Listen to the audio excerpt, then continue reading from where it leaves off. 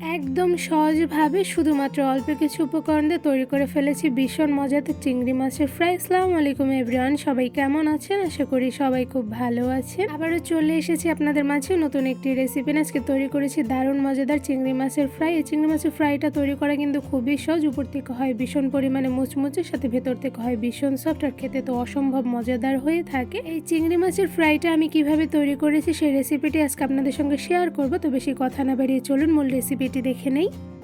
চিংড়ি ফ্রাই করার জন্য প্রথমে আমি এখানে বড় সাইজের কিছু চিংড়ি মাছ নিয়ে নিয়েছি। চিংড়ি মাছগুলো কিভাবে আমি কেটে ধুয়ে নিয়েছি আশা করি আপনারা দেখেই বুঝতে পারছেন। এবার এই চিংড়ি মাছগুলো আমি ম্যারিনেট করে নিব। তো ম্যারিনেট করার জন্য প্রথমে দিয়ে দিচ্ছি স্বাদ মতন লবণ, সাথে দিয়ে দিচ্ছি গোলমরিচের গুঁড়া হাফ চা চামচ পরিমাণ, সাথে দিয়ে দিচ্ছি লাল মরিচের গুঁড়া হাফ চা চামচ পরিমাণ। আপনাদের স্বাদ মতন কমিয়ে বাড়িয়ে দিতে পারেন। এবার দিয়ে দিচ্ছি হাফ চা চামচ পরিমাণ রসুন বাটা, সাথে দিয়ে দিচ্ছি হাফ চা চামচ পরিমাণ আদা বাটা, দিয়ে দিচ্ছি অল্প পরিমাণে সয়া সস, এখানে আমি হাফ চা চামচ পরিমাণ দিয়ে দিয়েছি।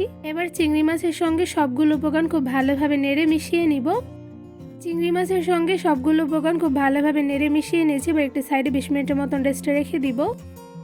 একটি পাত্রের মধ্যে নিয়ে নিয়েছি 3 টেবিল চামচ পরিমাণ ময়দা, তার মধ্যে দিয়ে দিচ্ছি কর্নফ্লাওয়ার, এখানে আমি 3 চা চামচ পরিমাণ কর্নফ্লাওয়ার দিয়ে দিচ্ছি, সাথে দিয়ে দিচ্ছি 1 চা চামচ পরিমাণ বেকিং পাউডার। এবার দিয়ে দিচ্ছি জিরা গুঁড়া হাফ চা চামচ পরিমাণ, সাথে দিয়ে দিচ্ছি লাল মরিচের গুঁড়া হাফ চা চামচ পরিমাণ, দিয়ে দিচ্ছি গোলমরিচের গুঁড়া হাফ চা চামচ পরিমাণ, সাথে দিয়ে দিচ্ছি স্বাদ মতন লবণ। এবার এর মধ্যে দিয়ে দিচ্ছি একটি নর্মাল টেম্পারেচার রাখা মুরগির ডিম। ডিমটা ফ্রিজে থেকে থাকলে আধা ঘন্টা আগে বের করে রাখবেন। এবার এই সবগুলো উপকরণের মধ্যে দিয়ে দিচ্ছি রসুন বাটা হাফ চা চামচ পরিমাণ, সাথে দিয়ে দিচ্ছি আদা বাটা হাফ চা চামচ পরিমাণ, সাথে দিয়ে দিচ্ছি রান্নার সয়াবিন তেল 2 টেবিল চামচ পরিমাণ, আর দিয়ে দিচ্ছি নর্মাল পানি, এখানে আমি 2 টেবিল চামচ পরিমাণ পানি দিয়ে দিয়েছি। এবার একটা চামচের সাহায্যে খুব ভালোভাবে সবগুলো উপকরণ নেড়ে মিশিয়ে নিব। সবগুলো উপকরণ ময়দার সঙ্গে খুব ভালোভাবে নেড়ে মিশিয়ে নিতে হবে। তো এই পর্যন্ত কিন্তু আর মিশিয়ে নেওয়া হয়ে গিয়েছে। এবার এর মধ্যে দিয়ে দিচ্ছি নর্মাল পানি, এখানে আমি অল্প পরিমাণ করে পানি দিয়ে খুব ভালোভাবে নেড়ে একটি ব্যাটার তৈরি করে নিব।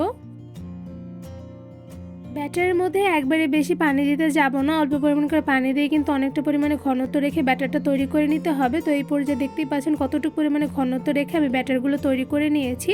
এই ব্যাটারগুলো কিন্তু খুব ভালোভাবে ফেটিয়ে নিতে হবে যাতে ভিতরে কোনো প্রকার দানা দানা না বাঁধে। তো এই পর্যায়ে দেখতেই পাচ্ছেন অনেকটা পরিমাণে ঘনত্ব রেখে এবং পারফেক্টভাবে ব্যাটারগুলো তৈরি করে ফেলেছি। এবার এই ব্যাটারগুলো একটি সাইডে 10 মিনিটের মতন রেস্টে রেখে দিব। চিংড়ি মাছ ফ্রাই করার জন্য একটি প্যানের মধ্যে দিয়ে দিচ্ছি রান্নার সয়াবিন তেল পরিমাণ অনুযায়ী। এবার তেলগুলো হালকা গরম হতে হতে এই পর্যায়ে ম্যারিনেট করা চিংড়ি মাছগুলো আমি ব্যাটারের মধ্যে কোট করে নিব। তো এই পর্যায়ে রেস্টে রাখা ব্যাটারের মধ্যে আমি চিংড়ি মাছটা দিয়ে খুব ভালোভাবে দুই সাইডে ব্যাটারগুলো লাগিয়ে কোট করে নিব। ব্যাটারের মধ্যে চিংড়ি মাছটা খুব ভালোভাবে কোট করে নিয়েছি। এবার কোট করা চিংড়ি মাছটা গরম তেলের মধ্যে দিয়ে খুব ভালোভাবে ভেজে নেব। তো এরপর যে একটা একটা করে সবগুলো চিংড়ি মাছ কোট করে গরম তেলের মধ্যে দিয়ে দিচ্ছি। গরম তেলের মধ্যে একটা একটা করে চিংড়ি মাছগুলো দিয়ে দিয়েছি। এবার মিডিয়াম আছে চিংড়ি মাছগুলো কিছুক্ষণ সময় নিয়ে ভেজে নিব।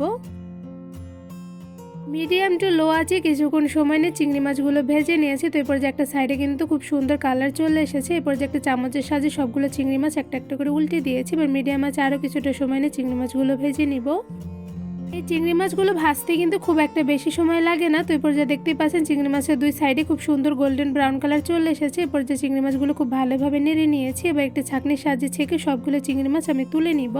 চিংড়ি মাছগুলো কালার করে ভেজে নেওয়ার পর দেখতে পাচ্ছেন মশলা দেখতে যেমন সুন্দর হয়েছে, সাথে কিন্তু ভীষণ পরিমাণে ফুলকো হয়েছে। এবারে চিংড়ি মাছগুলো আমি একটা ঝুড়িতে তুলে নিচ্ছি। একদম সহজভাবে কোনো রকম ঝামেলা ছাড়াই শুধুমাত্র অল্প কিছু উপকরণ দিয়ে তৈরি করে ফেলেছি দারুণ মজাদার চিংড়ি মাছের ফ্রাই। এই চিংড়ি মাছের ফ্রাইগুলো তৈরি করা কিন্তু খুবই সহজ, সাথে খেতে কিন্তু অসম্ভব মজাদার হয়ে থাকে। আশায় কোনো মেহমান বা ছোট থেকে বড় সবাইকে কিন্তু খুব সহজে চিংড়ি মাছের ফ্রাইগুলো তৈরি করে দিতে পারবেন। এই মজাদার চিংড়ি মাছের ফ্রাইগুলো দেখতে পাচ্ছেন মাশাআল্লাহ গোল্ডেন ব্রাউন কালার করে ভেজানোর পর দেখতে কতটা পরিমাণে লোভনীয় হয়েছে। চিংড়ি মাছ ফ্রাইগুলো কিন্তু ভীষণ পরিমাণে ফুলকো হয়েছে, সাথে হচ্ছে ভীষণ পরিমাণে মুচমুচে। কতটা পরিমাণে মুচমুচে হয়েছে আশা করি আপনারা সাউন্ড শুনে বুঝতে পারছেন। এই চিংড়ি মাছ ফ্রাইগুলো কিন্তু শুধু ক্রিস্পি হয়নি, সাথে ভেতর থেকে কেমন কুকড হয়েছে সেটা আপনাদের একটু ভেঙে দেখাচ্ছি। তো এই পর্যায়ে দেখতে পাচ্ছেন মাশাআল্লাহ অনেকটা পরিমাণে কিন্তু সফট হয়েছে। তো এই পর্যায়ে ভেতর থেকে কিন্তু দেখতে পাচ্ছেন একদম পারফেক্টলি কুকড হয়েছে, সাথে কিন্তু দেখতে খুবই লোভনীয় হয়েছে। চিংড়ি মাছ ফ্রাইগুলো এমনি খেতে যেমন ভালো লাগে, সাথে কিন্তু সস বা চিলি অয়েল দিয়ে খেতে আরো বেশ মজাদার হয়ে থাকে। এই চিংড়ি মাছ ফ্রাই তৈরির রেসিপিটি আপনাদের কাছে কেমন লেগেছে তা অবশ্যই কমেন্ট করে জানাবেন। রেসিপিটি ভালো লেগে থাকলে আমার চ্যানেলটি সাবস্ক্রাইব করে ভিডিওতে বেশি বেশি লাইক কমেন্ট শেয়ার করে আমার পাশেই থাকবেন। আজকে এখানেই বিদায় নিচ্ছি, দেখা হবে অন্য কোনো ভিডিওর মাধ্যমে। সবাই সুস্থ থাকবেন, ভালো থাকবেন, আল্লাহ হাফেজ।